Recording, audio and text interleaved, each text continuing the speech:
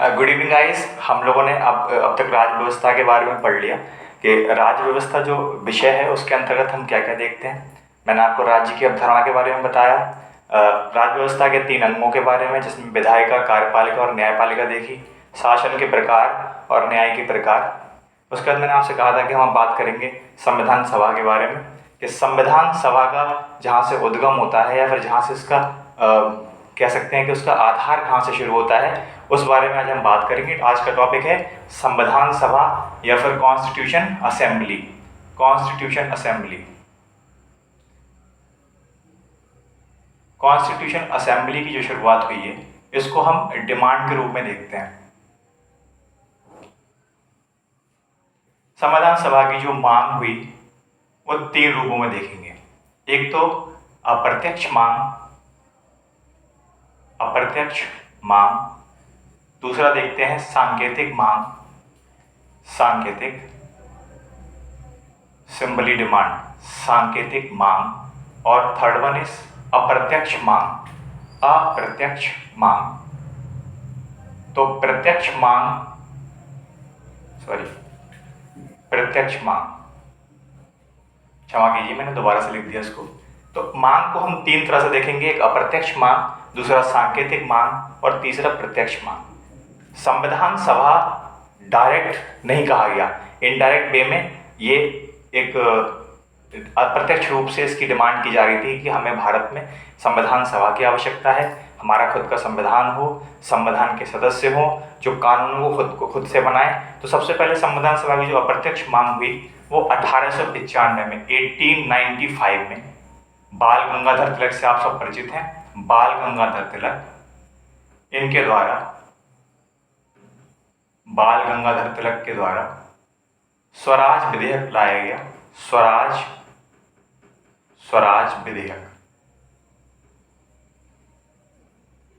और इनका एक कोटेशन भी है, इनका एक नारा भी आपने सुना होगा, स्वराज मेरा जन्मसिद्ध अधिकार है और मैं इसे लेकर रहूंगा। तो अप्रत्यक्ष रूप से जो मांग की गई संविधान सभा की, वो सबसे पहले 1895 में बाल गंगाधर तिलक द्वारा स्वराज विधेयक के रूप में लाई गई। लोगों को लगा कि हाँ भी हमें स्वराज चाहिए, होम रूल चाहिए, तो उसके लिए हमारे पास संविधान सभा भी होनी आवश्यक है। तो अप्रत्यक्ष रूप से बाल गंगाधर तिलक ने अपनी इस डिमांड को रखा। इसके बाद हम देखेंगे 1906 में, 1906 में दादा भाई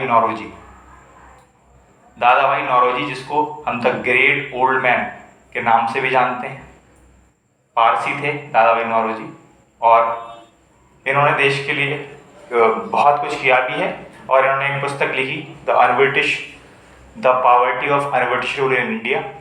इनके लेख भी काफ़ी प्रचलित हुए। और इन्होंने 1906 में कलकत्ता अधिवेशन में दादा भाई नौरोजी ने जो कांग्रेस के अधिवेशन हुए थे, 3 अधिवेशनों की अध्यक्षता की थी, जिसमें सबसे पहले उन्होंने 1886 में कलकत्ता कांग्रेस अधिवेशन में अध्यक्षता की थी। उसके बाद 1893 में लाहौर अधिवेशन में अध्यक्षता की थी, और थर्ड वन कलकत्ता में अधिवेशन की अध्यक्षता की थी 1906 में। और 1906 में ही मुस्लिम लीग की स्थापना हुई थी। तो दादा भाई नौरोजी ने यहाँ कलकत्ता अधिवेशन में सबसे पहले स्वराज शब्द का प्रयोग किया, स्वराज शब्द का प्रयोग किया, स्वराज शब्द का प्रयोग।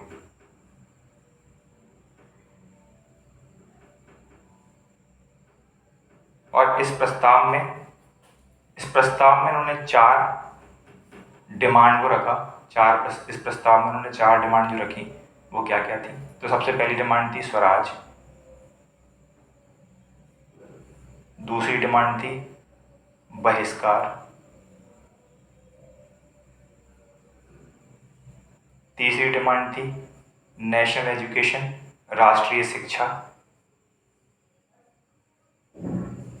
और चौथी और अंतिम डिमांड थी स्वदेशी। अप्रत्यक्ष मांग में सबसे पहले 1895 में बाल गंगाधर तिलक ने स्वराज विधेयक लाया, और उससे ये साफ स्पष्ट होता है कि एक संविधान सभा की उन्होंने अप्रत्यक्ष मांग रखी थी। उसके बाद 1906 में दादा भाई नौरोजी ने कलकत्ता अधिवेशन में स्वराज शब्द का सर्वप्रथम प्रयोग किया, और उन्होंने 4 प्रस्ताव रखे, जिसमें स्वराज प्रस्ताव, उसके बाद आपका बहिष्कार प्रस्ताव, राष्ट्रीय शिक्षा के बारे में और स्वदेशी के बारे में। तो ये 4 प्रस्ताव रखे दादा भाई नौरोजी ने, और ये अप्रत्यक्ष मांग के बारे में 2 महत्वपूर्ण तथ्य हैं जो मैंने आपको बता दिए। इसके बाद हम बढ़ेंगे सांकेतिक मांग की ओर। सांकेतिक मांग में 1922 में महात्मा गांधी ने एक कोटेशन, एक लाइन कही, महात्मा गांधी द्वारा कहा गया, अकॉर्डिंग टू महात्मा गांधी।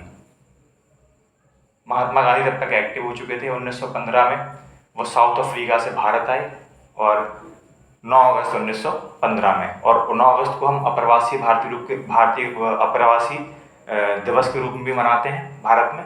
और 1922 में महात्मा गांधी ने एक जो लाइन कही, वो लाइन ये थी, स्वराज भारतीय लोगों की, स्वराज भारतीय लोगों की अभिव्यक्ति, इच्छा की, लोगों की इच्छा की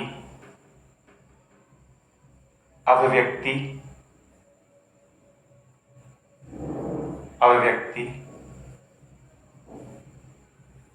स्वराज भारतीय लोगों की इच्छा की अभिव्यक्ति होगा,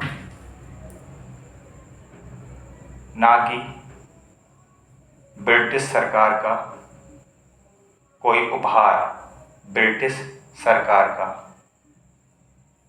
कोई उपहार। और 1923 में 1923 सप्रू समिति का गठन होता है, सप्रू समिति, और यहां एक बिल पास होता है, commonwealth of India, commonwealth of India bill.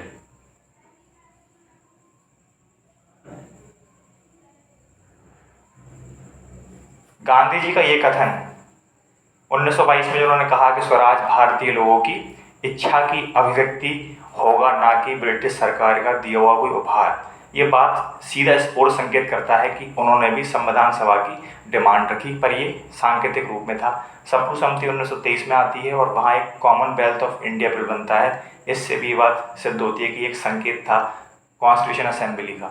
और उसके बाद प्रत्यक्ष रूप से सबसे पहले रखा गया वो M.N. रॉय के द्वारा, M.N. रॉय, मानवेंद्र नाथ रॉय, M.N. रॉय, मार्क्सवादी विचारक थे। ये मार्क्सवादी विचारक थे, सर्वप्रथम संविधान सभा के मार्क्सवादी विचारक थे। मार्क्सवादी विचारक थे 1934 में, 1934 में इन्होंने सीधी प्रत्यक्ष मांग रखी कि भारत को एक संविधान सभा की आवश्यकता है। संविधान सभा की मांग की इन्होंने, संविधान सभा की मांग। ठीक है जी। तो हमने देखा कि अप्रत्यक्ष रूप से जो मांग रखी 1895 में सर्वप्रथम बाल गंगाधर तिलक ने स्वराज विधेयक लाया, और उससे हमें ये पता चलता है कि उन्होंने एक अप्रत्यक्ष मांग रखी थी संविधान सभा की। 1906 में दादा भाई नौरोजी कलकत्ता अधिवेशन में 4 प्रस्ताव रखते हैं, सर्वप्रथम स्वराज शब्द का प्रयोग करते हैं। वो 4 डिमांड क्या थी? स्वराज, स्वदेशी, बहिष्कार और राष्ट्रीय शिक्षा। सांकेतिक रूप में 1922 में महात्मा गांधी का एक कोटेशन आता है कि स्वराज भारतीय लोगों की इच्छा की अभिव्यक्ति होगा, ना कि ब्रिटिश सरकार का दिया हुआ कोई उपहार। 1923 में सप्रू समिति बनती है, वहाँ कॉमनवेल्थ ऑफ इंडिया बिल लाया जाता है। ये संकेत था सीधा सीधा भारतीय संविधान सभा की स्थापना के लिए। और प्रत्यक्ष मांग के रूप में M.N. रॉय ने 1934 में सीधे सीधे संविधान सभा की मांग की, और इनकी इस शुरुआत से 1934 के बाद से, मैं इसको डिलीट कर देता हूँ और उसके बाद हम आगे बढ़ते हैं।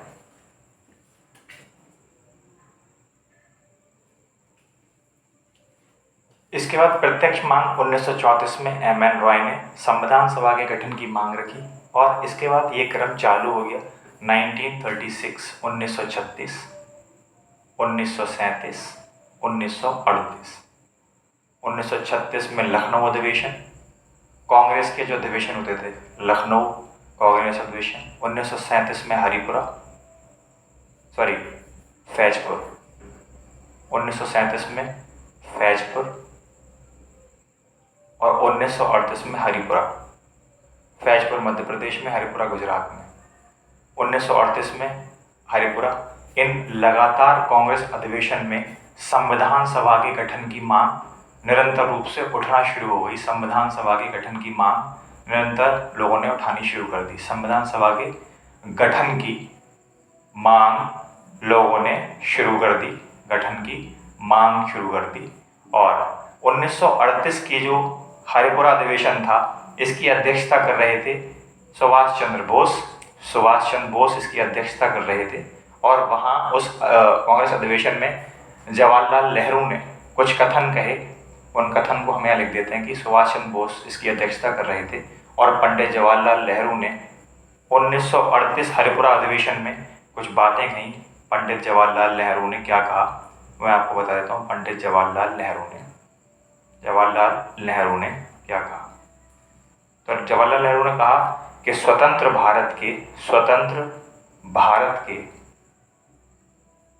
भारत का संविधान बिना किसी बाहरी हस्तक्षेप के,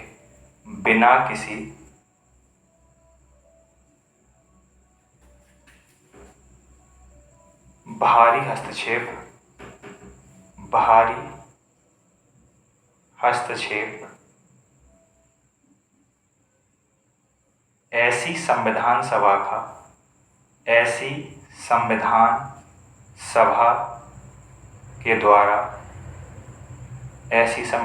के द्वारा निर्मित हो या निर्मित किया जाएगा।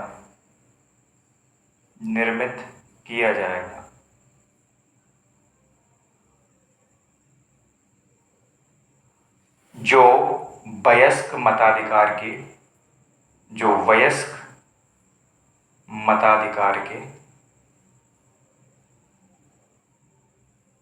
आधार पर निर्वाचित हो, इस क्रम में ब्रिटिशर्स को, जितने भी अंग्रेज थे, उनको ये समझ आ चुका था कि अब भारत में इस तरह का आंदोलन शुरू हो गया कि इनको अपनी संविधान सभा की आवश्यकता महसूस होनी शुरू हो गई। और प्रत्यक्ष रूप से उन्होंने कहना शुरू कर दिया। कांग्रेस अधिवेशन जो थे वो बेसिकली भारत और ब्रिटिश सरकार जो थी, जो ब्रिटेन से लोग हम लोग पर राज कर रहे थे, उनके बीच में एक मीडियम का काम करती थी। उस माध्यम में जब लोगों ने इस डिमांड को लाना शुरू कर दिया तो उनकी समझ आ गया कि अब इन लोगों को संविधान सभा की आवश्यकता है। इसी क्रम में उन्होंने 1940 में क्रिप्स मिशन भेजा। 1940 में अगस्त प्रस्ताव, क्योंकि ये अगस्त में संपन्न हुआ था, इसको अगस्त प्रस्ताव के नाम से जानते हैं। 1940 में अगस्त प्रस्ताव आया। तो अगस्त प्रस्ताव के बारे में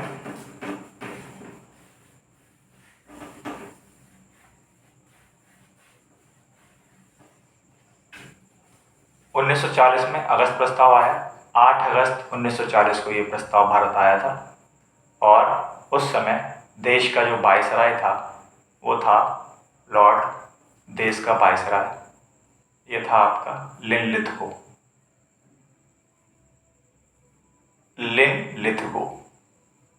और इस अगस्त प्रस्ताव की जो महत्वपूर्ण बात है वो ये कि भारत को डोमिनियन स्टेटस का दर्जा दिया जाएगा। डोमिनियन स्टेट्स का दर्जा दिया जाएगा। डोमिनियन स्टेट्स का दर्जा दे दिया जाएगा या दर्जा दिया जाएगा। तो आई होप क्लियर होगी आपको ये बात कि अगस्त प्रस्ताव में जो महत्वपूर्ण बात ये थी कि भारत को डोमिनियन स्टेट्स का दर्जा दिया जाएगा। इसका मतलब ये कि भारत की सरकार और उसके अलावा ब्रिटिश की सरकार, 2 सरकारें संयुक्त रूप से शासन करेंगी, जिसमें ऑब्वियसली बात है कि अंग्रेज ऊपर रहेंगे और भारतीय नीचे, पर उनके अधीन रहते हुए भारत में एक संविधान सभा का निर्माण हो जाएगा। पर वो रहेगी बात वही कि संप्रभुत्व तो हम फिर भी नहीं हो पाएंगे। तो इसको नकार दिया गया, सिरे से नकार दिया गया। इसके बाद 1942 में क्रिप्स मिशन आएगा। इसी क्रम में 1946 में कैबिनेट मिशन आएगा। हम आगे उन सबको पढ़ेंगे डिटेल में। ठीक है, आज के लिए इतना रखते हैं। Thank you so much.